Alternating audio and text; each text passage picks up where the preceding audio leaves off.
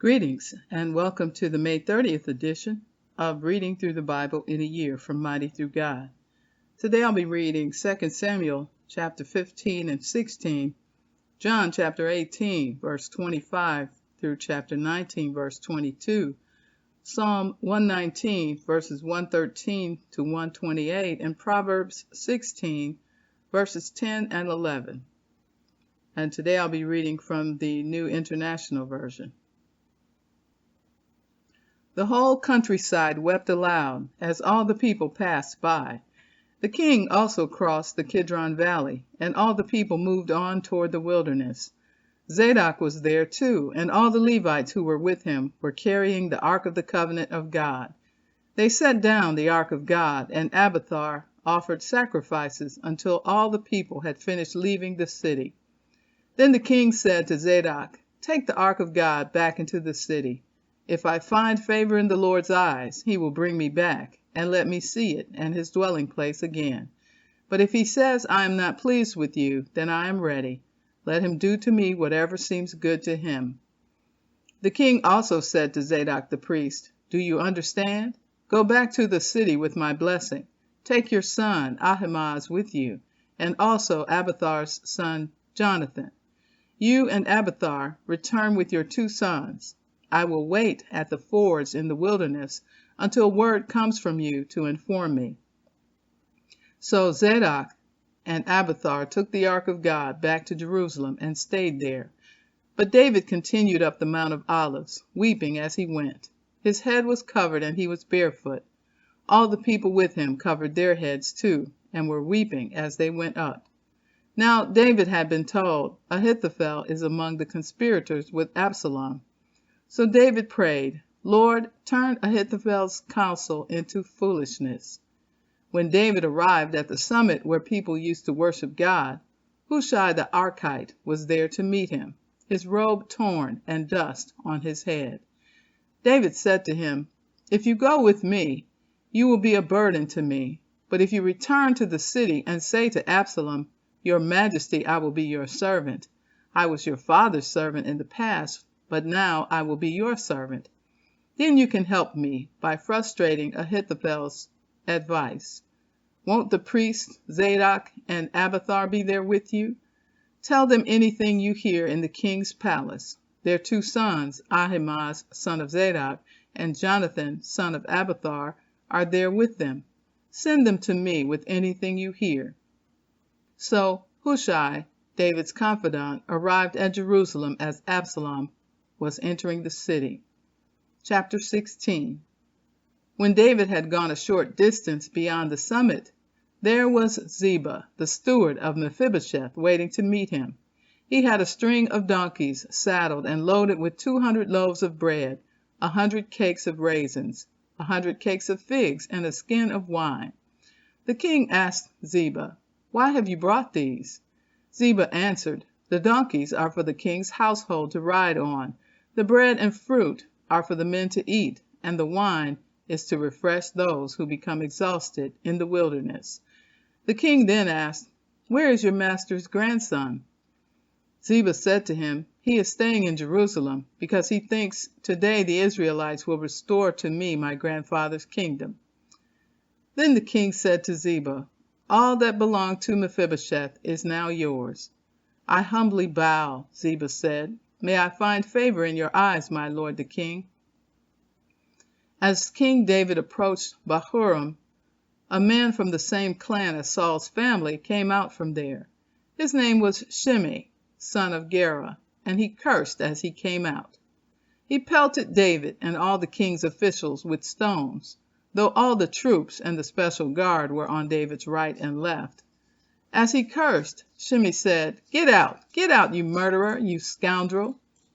The Lord has repaid you for all the blood you shed in the household of Saul, in whose place you have reigned. The Lord has given the kingdom into the hands of your son Absalom. You have come to ruin because you are a murderer." Then Abishai, son of Zeruiah, said to the king, "Why should this dead dog curse my lord the king?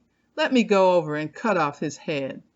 But the king said, "What does this have to do with you, you sons of Zeruiah? If he is cursing because the Lord said to him, curse David, who can ask, why do you do this? David then said to Abishai and all his officials, my son, my own flesh and blood, is trying to kill me. How much more then this Benjamite? Leave him alone, let him curse, for the Lord has told him to. It may be that the Lord will look upon my misery and restore to me his covenant blessing instead of his curse today. So David and his men continued along the road, while Shimei was going along the hillside opposite him, cursing as he went, and throwing stones at him, and showering him with dirt.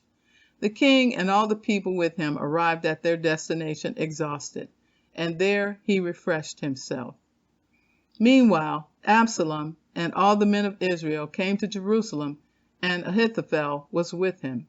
When Hushai the Archite, David's confidant, went to Absalom and said to him, long live the king! Long live the king! Absalom said to Hushai, so this is the love you show your friend? If he's your friend, why didn't you go with him? Hushai said to Absalom, no, the one chosen by the Lord, by these people, and by all the men of Israel, his I will be, and I will remain with him. Furthermore, whom should I serve? Should I not serve the son, just as I served your father? So I will serve you. Absalom said to Ahithophel, give us your advice. What should we do? Ahithophel answered, sleep with your father's concubines, whom he left to take care of the palace. Then all Israel will hear that you have made yourself obnoxious to your father, and the hands of everyone with you will be more resolute. So they pitched a tent for Absalom on the roof, and he slept with his father's concubines in the sight of all Israel.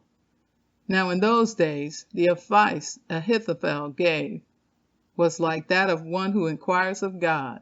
That was how both David and Absalom regarded all of Ahithophel's advice. John chapter 18, beginning with verse 25. This section is titled, Peter's Second and Third Denials. Meanwhile, Simon Peter was still standing there warming himself. So they asked him, you aren't one of his disciples too, are you? He denied it, saying, I am not. One of the high priest's servants, a relative of the man whose ear Peter had cut off, challenged him. Didn't I see you with him in the garden? Again Peter denied it, and at that moment a rooster began to crow. Then the Jewish leaders took Jesus from Caiaphas to the palace of the Roman governor. By now it was early morning, and to avoid ceremonial uncleanness, they did not enter the palace, because they wanted to be able to eat the Passover. So Pilate came out to them and asked, what charges are you bringing against this man? If he were not a criminal, they replied, we would not have handed him over to you. Pilate said, take him yourselves and judge him by your own law. But we have no right to execute anyone, they objected. This took place to fulfill what Jesus had said about the kind of death he was going to die. Pilate then went back inside the palace, summoned Jesus, and asked him, are you the king of the Jews? Is that your own idea, Jesus asked, or did others talk to you about me? Am I a Jew? Pilate replied. Your own people and chief priests handed you over to me. What is it you have done? Jesus said, my kingdom is not of this world. If it were, my servants would fight to prevent my arrest by the Jewish leaders. But now my kingdom is from another place. You are a king then, said Pilate. Jesus answered, you say that I am a king. In fact, the reason I was born and came into the world is to testify to the truth. Everyone on the side of truth listens to me. What is truth? Retorted Pilate. With this, he went out again to the Jews gathered there and said, I find no basis for a charge against him. But it is your custom for me to release to you one prisoner at the time of the Passover. Do you want me to release the king of the Jews? They shouted back, no, not him. Give us Barabbas. Now Barabbas had taken part in an uprising. Chapter 19. Then Pilate took Jesus and had him flogged. The soldiers twisted together a crown of thorns and put it on his head. They clothed him in a purple robe and went up to him again and again, saying, "Hail, King of the Jews!" And they slapped him in the face. Once more Pilate came out and said to the Jews gathered there, "Look, I am bringing him out to you to let you know that I find no basis for a charge against him." When Jesus came out wearing a crown of thorns and the purple robe, Pilate said to them, "Here is the man." As soon as the chief priests and their officials saw him, they shouted, "Crucify! Crucify!" But Pilate answered, "You take him and crucify him. As for me, I find no basis for a charge against him."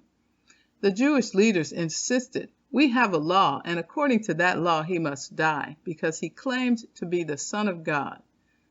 When Pilate heard this, he was even more afraid, and he went back inside the palace. "Where do you come from?" he asked. But Jesus gave him no answer. "Do you refuse to speak to me?" Pilate said. "Don't you realize I have power either to free you or to crucify you?" Jesus answered, "You would have no power over me if it were not given to you from above.